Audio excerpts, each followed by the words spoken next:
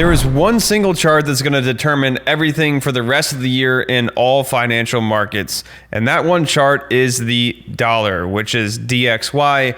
And you can see it has been parabolic this entire year of 2022. And the reason why this matters is when the dollar gets stronger, it makes it difficult for every other asset to go up in value, because you got to realize we are denominating everything in US dollar, right? When you look at the stock market, that's denominated in US dollars. When you're looking into real estate, denominated in US dollars. When you're looking at Bitcoin, for the most part, almost everyone denominates Bitcoin in US dollars.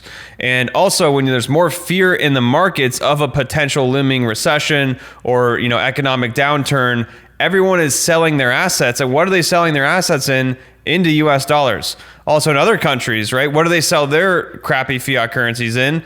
To more crappy fiat currency called US dollars. So you got to realize that the demand of the dollar has picked up all of 2022, and that's why we've seen this been parabolic. But there is a key point that is happening right now. We are at a really, really key level, and I will share a few pieces on that. So let's go ahead and look on a daily time frame. If we look at what's happening right now, we've been in this just massive channel this entire year, all of 2022, where the dollar has just gained so much strength.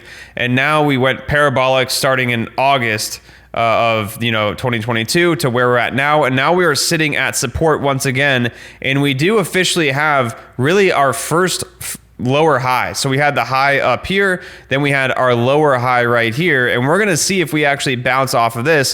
One thing I will point out is we haven't had a full confirmation of bearish divergence, but we do have lower highs on the RSI. Now, the only thing we're really looking for is a confirmation of a lower low on the RSI as well. So we want to see this break down right here, where we can actually create a new lower low on the RSI beneath this range. Once we do that, it shows that the dollar's strength is truly declining, and now we have bearish divergence, which is very likely that the dollar breaks down. Now, you can see it's already looking like we're starting to break down. We're actually a day into it. We'll see if we actually close beneath the support line, but really what I want to see is a confirmation close below this blue line right here. So I want to see a close below this left little shoulder, this pivot low right here. I want to see us actually break down below that. And before that even happens, we are going to see the bearish divergence on the RSI. You will absolutely see this divergence.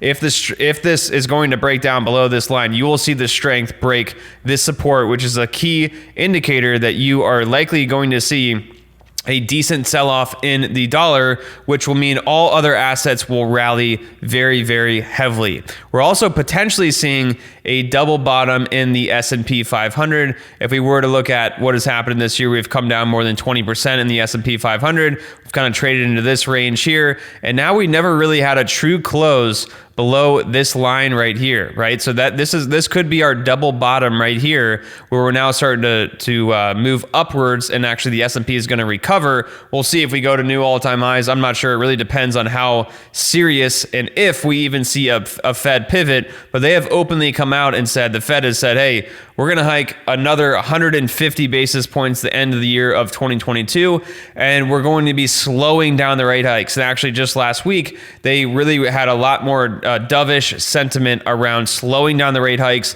and ultimately stopping the rate hikes.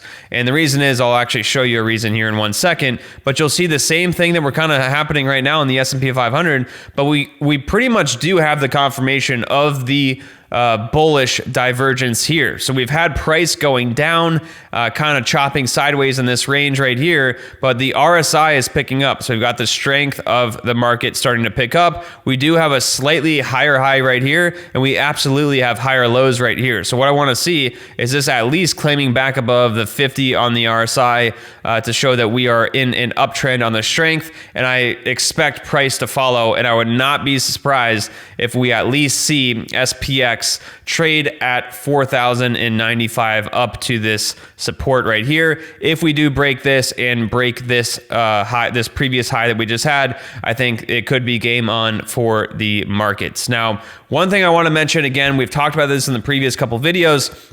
This is super, super important to understand. We're going into midterm elections next month in November, and realize in a 12-month period following midterm elections, we have never seen a negative return after midterm elections, okay? And the average performance 1 year after midterm decline, so when we're having a decline going into midterms, the 1 year average after is a 31% gain in the stock market, and an average decline during midterms, like heading into midterms, is a 19% decline, which we are pretty much about there. Like if we were to look at, the decline that we've had in 2022, if we were to look in January, at the start of January, it's pretty much almost the all-time high right here. It was actually a little bit lower.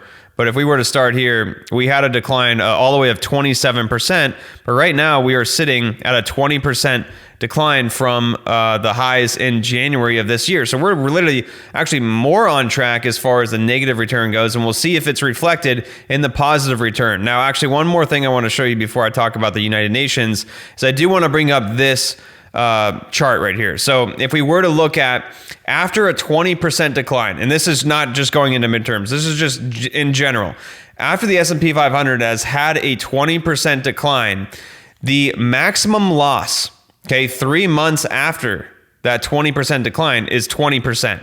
Okay, the maximum loss 1 year after the 20% decline is a 29% loss. Okay, and this goes all the way back to 1946, by the way. And the maximum loss 3 years after that 20% decline is a 6.2% loss. All right, now if we were to look at the maximum gain 3 months after that 20% decline is 28.6%. All right, the maximum gain 1 year is 59%, and 3 years 101%. So if you're looking at it from a risk reward ratio, right, you are risking, if you're a longer term investor, so you're at least looking 3 years ahead of where we're at right now. We just had the over 20% decline. If you're thinking like a 3-year type investor at least, which is honestly sad if you're not thinking at least 3 years in the future and you're investing, you should be ashamed of yourself if you're in that boat. But you're looking at a 6.2% downside and potential 101% upside. And the median, by the way, I don't even want to look at the outlier of 101% and, by the way, the outlier of the negative 6%. Let's just look at the median, a 36% return after we have that 20% decline 3 years later. Okay, and just 1 year later, you have a 26% return as a median return, and a median return 3 months after the 20% decline is a 7.3% return. So the risk reward ratio after a 20% decline in the S&P 500 is amazing. You have so much more upside than you do potentially have downside. And what you need to think about is, okay, yes, there is a potential looming recession, and technically we're actually already in a recession. But as I've stated in multiple other videos, markets price in data way in the future, 12 months into the future. So the financial markets look 12 months in advance. So if you're trying to make a decision, if you're worried about a recession happening in 3 months and you're about to sell right now, you got to realize we've already priced in a real deeper recession in the economy. The economy and financial markets are separate things. Okay, financial markets price in the economy and what businesses are going to perform at 9 to 12 months into the future. So if you're really after a 20% decline, you're seeing this data, you're seeing the data I just showed you above. You're also understanding that markets, are forward looking, and you start to sell the bottom. In my personal opinion, I think you're making a really major mistake. And I heard this when I was in 2015, I was working on an oil field, all right? And I was working with this gentleman that was like 55 years old, right?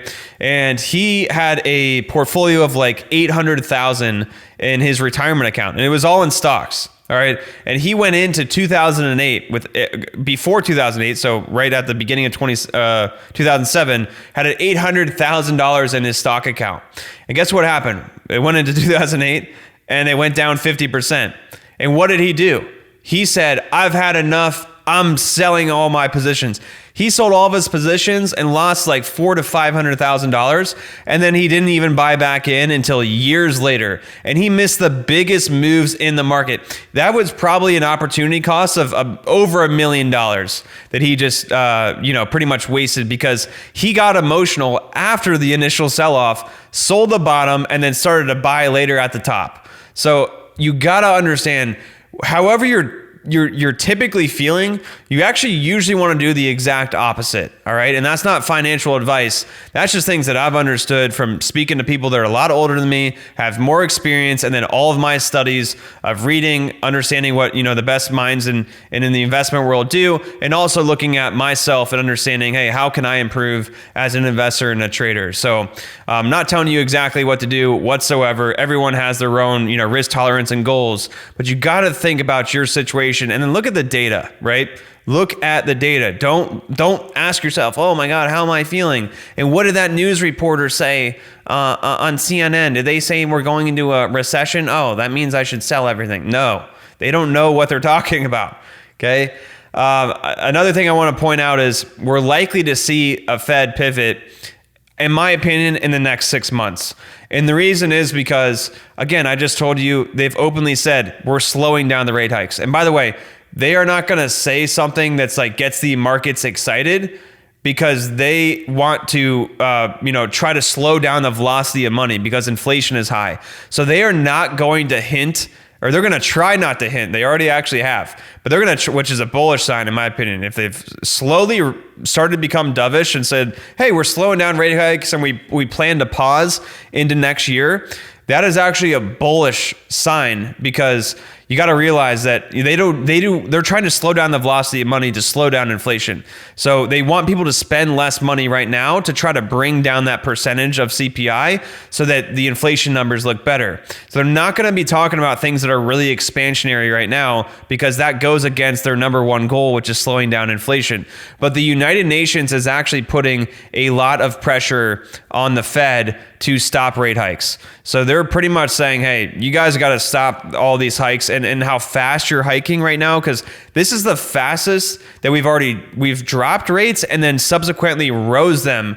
This is the fastest in the history that we've done both of those things, and we did them back to back. So it's causing a lot of problems, especially in developing countries, because you got to realize everyone's trying to keep up with what the US is doing, and we have really volatile moves in inflation and interest rates and all of the nonsense that's been going on. It makes it pretty much impossible for other countries to try to keep up and to slow down the volatility of their rate hikes, of their inflation, of their economic downturns, all of that stuff. So it's a ripple effect that happens. And now the United Nations is putting a lot of pressure on these central banks to stop the rate hikes, slow it down, give them more of an understanding of what's happening into the future, and start to let them get their feet under them. Because you got to realize the dollar just went parabolic. What does that mean? All the other fiat currencies got absolutely demolished. If we were to look at the euro, this is the euro. It's just gone straight down to the right. Same with the Great British Pound, just gotten absolutely smashed this year. So all these other countries are having a really hard time trying to keep up with what's been going on in the United States.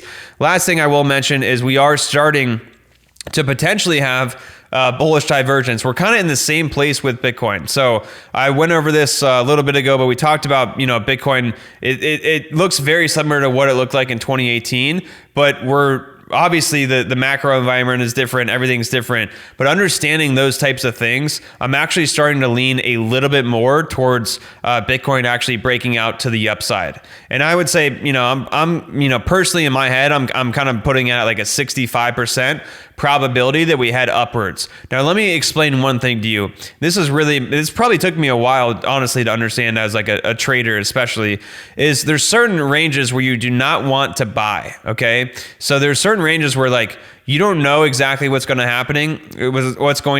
So you don't want to do anything. Sometimes the answer is, let's not do anything and wait for something to happen.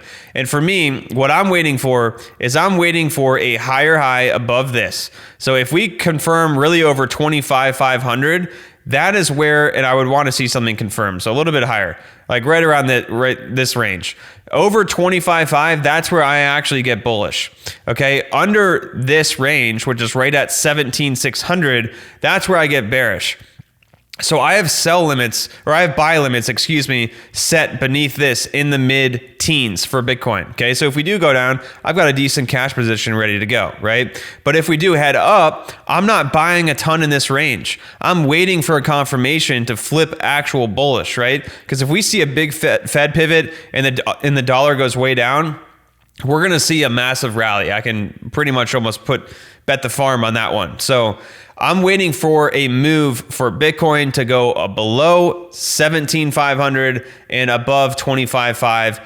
Anything in between, I'm really not doing anything. I'm just waiting for things to kind of play out. So anyways, hope this video brought some clarity to you, brought some value to you. If it did, it's probably going to bring some value to other people. So I'd really appreciate you sharing this knowledge, because I can tell you a lot of people are really worried. They're confused. They don't know what to do. And it's because they don't have the data and they don't understand how price action works, how certain ranges work, and how the Fed impacts everything that's going on in financial markets and the economy. So if you got value, really appreciate you letting me know by leaving a comment below, liking this video, and also sharing it with someone that would get value.